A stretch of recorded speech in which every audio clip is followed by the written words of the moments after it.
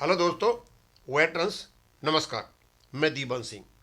मैं आपको बताना चाहूँगा कि सुप्रीम कोर्ट के नए सीजीआई जस्टिस सूर्यकांत ने कुछ ऐसा कहा कि जिसके पूरे देश में चर्चाएं हो रही हैं और देश के नागरिक ये आस लगा करके बैठे हैं कि न्याय में जल्दी मिलेगा और जो लंबी लंबी लाइनें लगी हुई हैं ये खत्म होंगी और जो खास किस्म के लोगों के लिए जो रियायत दी जाती थी आउट ऑफ टर्न ओरल मैंसलिंग के आधार पर वो ख़त्म हो जाएगी।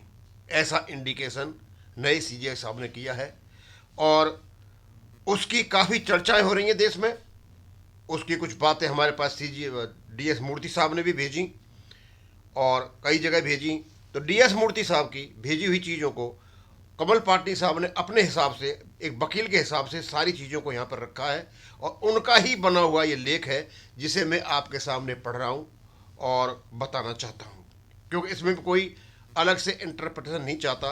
कि हमारी आस जगी है अब कि अब हमारे पेंशन अपडेशन का निपटारा हो जाएगा, क्योंकि सब कुछ जब चीज़ें फेवरेबल होती है, ग्रह नक्षत्र ठीक होते हैं तो सब कुछ ठीक हो जाता है। क्योंकि वहाँ अर्ली सुनवाई की डेट भी आ चुकी है, आने वाला है और वर्तमान में जो सीजीआई साहब हैं उनका जो रुख है बड़ा स्पष्ट है कि there must be early solution for all these things. अब मैं आपको ये पढ़ करके बता देता हूँ। सुप्रीम कोर्ट में ऐतिहासिक प्रक्रियात्मक सुधार। कमल पाटनी, सीजीआई न्यायमूर्ति सूर्यकांत के दूरदर्शी निर्णय का स्वागत। नई दिल्ली, 30 दिसंबर 2025। भारत के मुख्य न्यायाधीश सीजीआई न्यायमूर्ति सूर्यकांत द्वारा सुप्रीम कोर्ट की कार्यप्रणाली में किए गए ऐतिहासिक और निर्णायक प्रक्रियात्मक सुधारों का देश भर के नागरिकों, विशेषकर बैंक पेंशनर्स द्वारा स्वागत किया जाता है। इन सुधार का उद्देश्य स्पष्ट है: तेज और समयबद्ध न्याय, पूर्व अन्वय व पारदर्शी सुनवाई, न्यायिक समय का न्यायपूर्ण वितरण तथा अनियंत्रित और वर्षों तक चलने वाली बहसों पर प्रभावी रोक, मौखिक बहस पर समय सीमा, न्यायिक अनुशासन की दिशा में बढ़ रहा कदम। अब सुप्रीम कोर्ट में सीनियर एडवोकेट, बहस करने वाले अधिवक्ता, एडवोकेट और रिकॉर्ड सभी को पूर्व निर्धारित एवं सख्ती से लागू समय सीमा में ही बहस करनी होगी। ये व्यवस्था तत्काल प्रभाव से सभी नियमित एवं नोटिस के बाद सूचीबद्ध मामलों पर लागू होगी। इसका उद्देश्य न्यायालय प्रबंधन को प्रभावी बनाना, सीमित न्यायिक समय का समान उपयोग, वर्षों तक लंबित मामलों की प्रवृत्ति पर रोक, सुनवाई से पूर्व अनिवार्य दस्तावेज, गुणवत्ता आधारित न्याय। नई व्यवस्था के अनुसार सुनवाई से कम एक दिन पहले अधिवक्ताओं को मौखिक बहस की समय सारणी टाइमलाइन का ऑनलाइन अपलोड करनी होगी।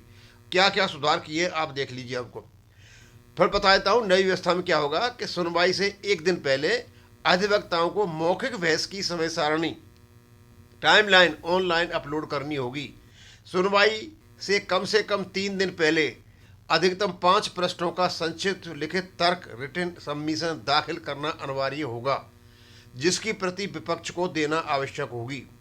परिणाम स्वरूप न्यायाधीश पहले से मुद्दों से परिचित होंगे, बहस अनुशासित रहेगी, अनावश्यक दोहराव समाप्त होगा। अंतहीन बहसों पर निर्णायक लगाम, मुख्य न्यायाधीश का स्पष्ट संदेश। अब कोई एक मामला अन्य मामलों की कीमत पर न्यायालय का अनुपातहीन समय नहीं ले सकेगा। ये सुधार उस पुरानी समस्या पर सीधा प्रहार है जहां कुछ प्रकरणों में बहस दिनों, हफ्तों और वर्षों तक खिंचती रहती है, जबकि लाखों नागरिक न्याय की प्रतीक्षा में जीवन खो देते हैं। ये हमारे केस पर लागू होता है।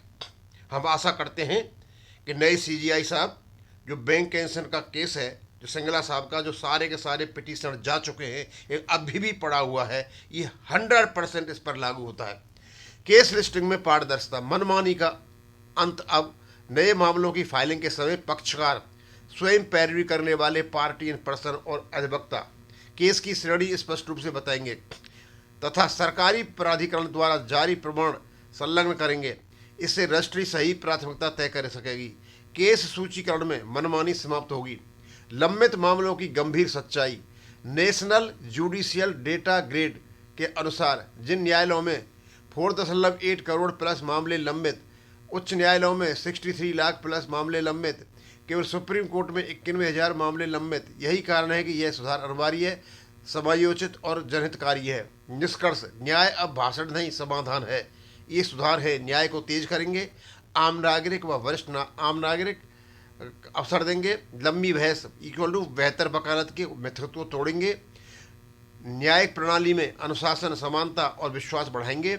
समस्त बैंक पेंशनर्स की ओर से विशेष निवेदन, देश भर के समस्त बैंक पेंशनर्स माननीय सीजीआई सूर्यकांत को इन साहसिक और सुधारात्मक कदमों के लिए आभार और धन्यवाद व्यक्त करेंगे। साथ ही एमसी सिंगला बनाम बैंक पेंशन प्रकरण जो वर्षों से लंबित है और जिससे हजारों पेंशनर्स का जीवन प्रभावित हुआ है, उस प्रकरण में माननीय सीजीआई महोदय द्वारा व्यक्तिगत हस्तक्षेप करेंगे। स्वतः संज्ञान लेकर शीघ्र न्याय प्रदान करेंगे। करुणामय संवैधानिक पहल का विनम्र अनुरोध किया जाता है, क्योंकि हर दिन कोई न कोई पेंशन न्याय की प्रतीक्षा में दुनिया छोड़ रहा है। जो शेष बचे उन्हें उनके शेष जीवन में न्याय मिलना अब केवल संवैधानिक अधिकारी नहीं, नैतिक कर्तव्य भी है। कमल पाटनी साहब ने यह लिखा है।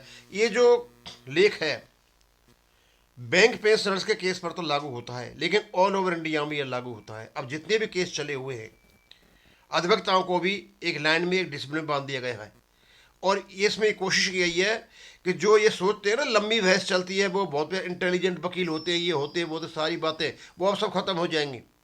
अब मैं केवल और केवल क्या करना है आपको बता रखा है। नई व्यवस्था के अनुसार सुनवाई से एक दिन पहले अधिवक्ताओं को मौखिक बहस की समय सारणी ऑनलाइन अपलोड करनी होगी। भैया कब से कब तक तो मौखिक बहस करोगे, एक बात।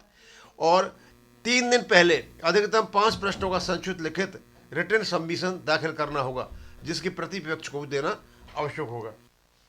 मतलब ये सारा का सारा हो गया पूरा। अब हम तो ये आशा करते हैं कि ये सब कुछ देखने के बाद मुझे नहीं लगता कि बैंक पेंशन की जो अर्ली हियरिंग सुनवाई शुरू हुई थी वो किसी भी हालत में जनवरी के लास्ट वीक या फरवरी से आगे जाएगी, क्योंकि उसमें एक्यूरेट चीज़ों को कहना है, फालतू बकवास नहीं करनी है। ये जो फालतू बकवास कर करके जो केस को आगे बढ़ाते हैं ना, उसमें नहीं करना है बिल्कुल भी। अब इसको मैं यहीं ख़त्म करूँगा। थैंक यू, धन्यवाद।